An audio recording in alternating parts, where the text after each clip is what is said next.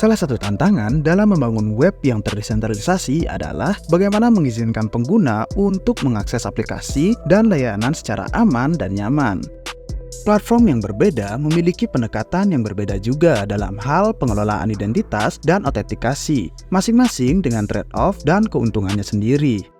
Dalam video kali ini, kita akan membandingkan dan membedakan 4 solusi identitas yang tersedia dalam ruang web yang terdesentralisasi. Oke, let's go!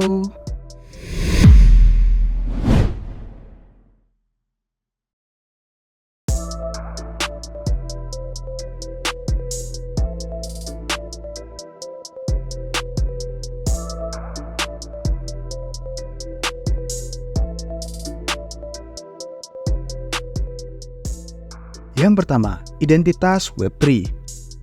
Identitas Web3 adalah solusi untuk mengaitkan identitas pengguna dengan alamat dompet blockchain mereka, yang dimana berasal dari kunci pribadi mereka.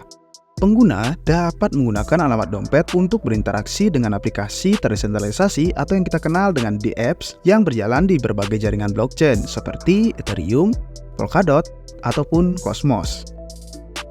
Pengguna juga dapat menggunakan alamat dompet mereka untuk menandatangani pesan ataupun transaksi, yang dimana dapat berfungsi sebagai bukti identitas atau otorisasi. Platform identitas Web3 biasanya terintegrasi dengan browser extension atau aplikasi seluler yang berfungsi sebagai dompet dan penyedia identitas seperti MetaMask atau Torus. Oke, yang kedua, layanan identitas internet komputer.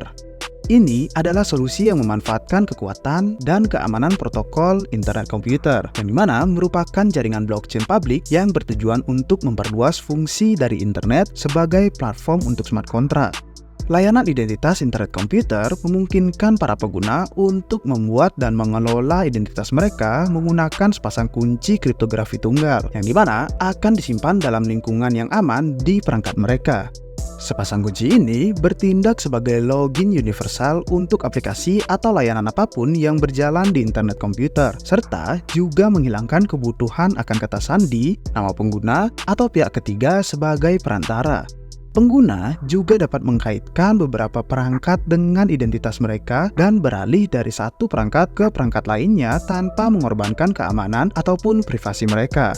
Layanan identitas internet komputer bertujuan untuk menawarkan tingkat keamanan, privasi, kegunaan, interoperabilitas, dan biaya yang efektif bagi pengguna yang ingin mengakses aplikasi dan layanan yang berjalan di internet komputer.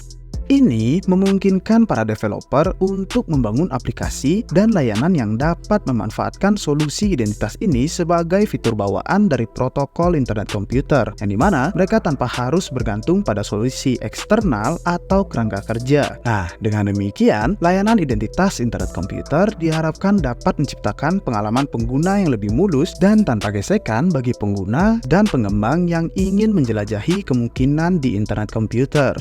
By the way, di video kali ini kami ada kerjasama bareng internet komputer untuk mempromosikan produk-produk dari internet komputer. Yang ketiga, identitas berdaulat sendiri. Ini merupakan solusi yang memberikan pengguna kontrol penuh dan kepemilikan atas data identitas mereka sendiri, yang dimana ini memungkinkan mereka berbagi data identitas dengan orang lain secara peer-to-peer. Pengguna juga dapat membuat dan menyimpan data identitas mereka dalam pengidentifikasi terdesentralisasi atau DID, yang dimana ini merupakan pengidentifikasi unik secara global dan dapat diversifikasi dengan kriptografi kunci publik. Pengguna juga dapat mengeluarkan dan menerima kredensial yang dapat diverifikasi. Ini merupakan bukti digital tentang atribut atau klaim tentang identitas mereka. Platform identitas berdaulat sendiri biasanya dibangun di atas jaringan blockchain atau buku besar terdistribusi seperti Sovereign, Uport, atau Civic. Oke, yang terakhir, identitas federasi. Ini adalah solusi yang mengandalkan entitas pihak ketiga yang dipercayai, seperti platform media sosial, penyedia email, atau lembaga pemerintah, yang dimana mereka itu untuk menyediakan identitas kepada pengguna. Pengguna dapat menggunakan identitas federasi mereka untuk mengakses berbagai aplikasi atau layanan yang menerimanya sebagai bentuk autentikasi yang sah. Pengguna juga dapat menggunakan identitas federasi ini untuk berbagi sebagian informasi pribadi mereka dengan aplikasi atau layanan yang mereka percayai. Platform identitas federasi biasanya didasarkan pada standar atau protokol terbuka seperti OAuth, OpenID Connect, atau SAML. Masing-masing solusi identitas ini memiliki kelebihan dan kekurangannya masing-masing, tergantung pada kasus penggunaan dan preferensi penggunanya. Beberapa faktor yang mungkin dipertimbangkan oleh pengguna saat memilih solusi identitas ialah: yang pertama, dari segi keamanan. Seberapa baik solusi identitas melindungi data identitas pengguna dari akses tidak sah atau pemalsuan. Yang kedua, privasi.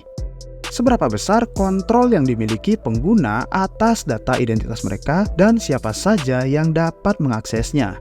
Yang ketiga, kegunaan. Seberapa mudah penggunaan identitas oleh pengguna untuk membuat dan mengelola identitas mereka dan menggunakannya di berbagai aplikasi atau layanan. Yang keempat, interoperabilitas. Seberapa kompatibel solusi identitas dengan platform atau standar lain yang mungkin ingin diakses oleh pengguna. Yang terakhir, masalah biaya. Berapa biaya yang diperlukan oleh pengguna untuk membuat dan memelihara identitas mereka dan menggunakannya untuk berbagai tujuan. Oke, segitu aja untuk video kali ini. Kami harap video ini memberikan kalian wawasan tentang berbagai solusi identitas yang tersedia dalam ruang web terdesentralisasi. By the way, kalian udah pernah cobain identitas yang mana aja? Silahkan komen di bawah ya mengenai masukan ataupun seputar pertanyaan. Sampai jumpa di video-video selanjutnya. Cheers!